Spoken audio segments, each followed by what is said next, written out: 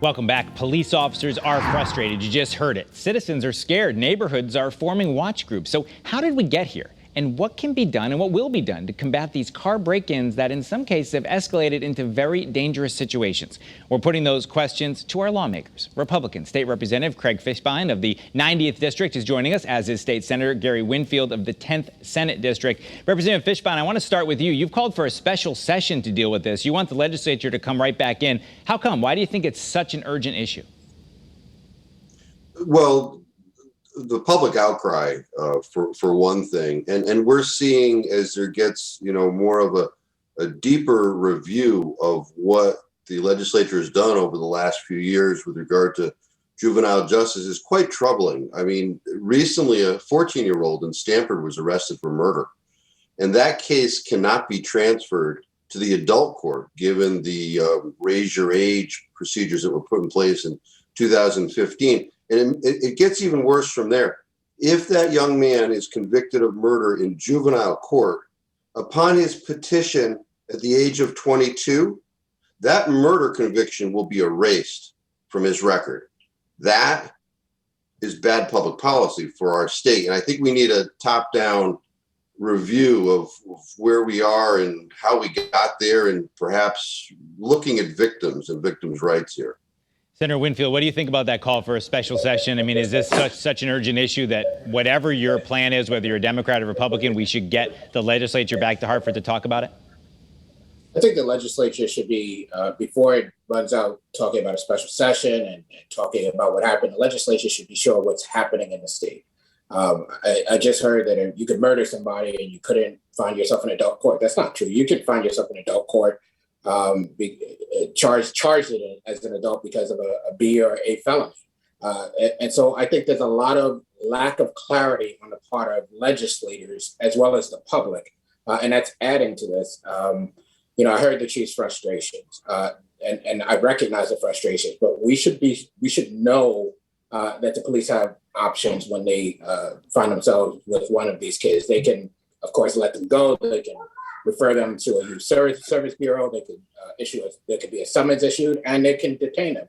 But if a youth is guilty of a B or A felony, they could certainly, in the state of Connecticut, under the current laws, find themselves charged as an adult. But you heard the chief say, Senator, that these teenagers are laughing at the officers. So obviously, in many of these things that are in the headlines, whether it's vandalism, car theft, break-ins, shooting at a woman who comes to the door to tell them to knock it off, they're laughing in some of these cases, knowing that it's going to be just a slap on the wrist and they'll be back out there. So isn't there something more the legislature should be doing? But again, listen to what the chief said. The chief said that they're laughing, and he was referring to the chase policy, right? Which wasn't us as a legislature. The police departments themselves imposed to have a policy of not chasing. So well, I think he was referring to the senior center and the kids who vandalized the senior center and then stole the car. He said when they approached those kids, they were laughing because they knew they'd be right back out there. So that's a pretty serious crime, and a lot of damage was caused, and the teens were just laughing. So shouldn't there be more teeth somewhere? So first, I don't think that that's how it has to operate given the law, right? There is what is going on. There's what the law says. And if we're invested in changing the law, we first have to know what the law allows for, right? You can detain kids now. We have kids in detention right now. We have kids in Manson Youth. And as I suggested, if they commit certain crimes, they could actually be charged as an adult.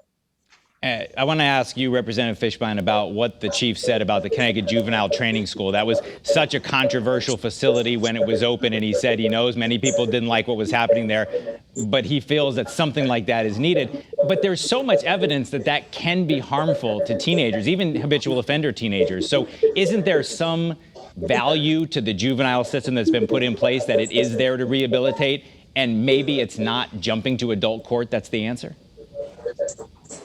Yeah, and I have not proposed jumping to adult court in any way, shape, or form. I mean, currently it's basically 3 arrests. Why is it 3? That's another public policy situation. But I'm certainly not in favor of locking up kids for, the first time they steal a car. The statistics show that, if they get a diversionary program, it's a 22 session procedure. Those that complete that, there's a very low rate of recidivism. It's the kids that aren't going through the program, that there's no buy-in from the family unit, that while they're waiting pretrial release, they're stealing another car, and perhaps more escalating things here happens all too often. Those are the kids that we really got to do something about. So that's my concern. And that is part of the balance. There is a flavor in the legislature that kids should never be locked up. These cases that we're hearing about, the one where in New Britain where the jogger got run down, that wasn't the first time that child got involved with the law. This murder case that I told you about earlier, this is the 10th time this young man has been arrested in the last 2 years for crimes of violence, assault third, assaulting a police officer, possession of a dangerous weapon. Where does it end? Senator Winfield, I want to ask you about just how much you're hearing from your constituents about all this. I mean, this certainly isn't a new problem as far as teenagers stealing cars. Perhaps it's happening with more regularity. Perhaps it's getting more headlines. What are you hearing from folks? I mean, you serve some people in some tough neighborhoods, I guess would be a good way to put it. Are you hearing this as a regular cry from your constituents?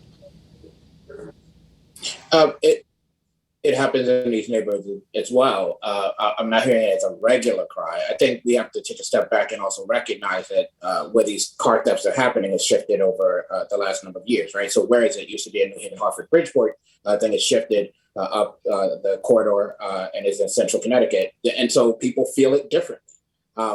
And I think it's important to recognize that is part of this. Listen, I'm not saying that there's nothing we should do. I agree with Representative FISHBEIN that these programs that we have can work if we can get these kids to these programs. We should be looking at it. My point is that we should first make sure we know what's actually happening. The shift in where the crime is being felt and how those populations will respond is important here.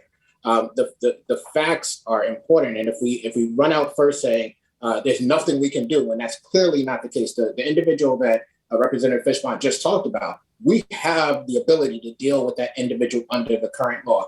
For years, we have a JJPOC, which comes up with this, DCF, education, cops, prosecutors. All of them are part of this policy-making body. The Republicans as well have seats on the JJPOC, and everyone should attend the JJPOC. You can't not Senator Winfield, we have to leave it there. We're all out of time, but you just listed a lot of groups that can be involved in this, and we'll be watching the solutions closely. Thank you. Coming up next, Congressman Jim Himes joins us, talking about a lot of topics. We'll be right back.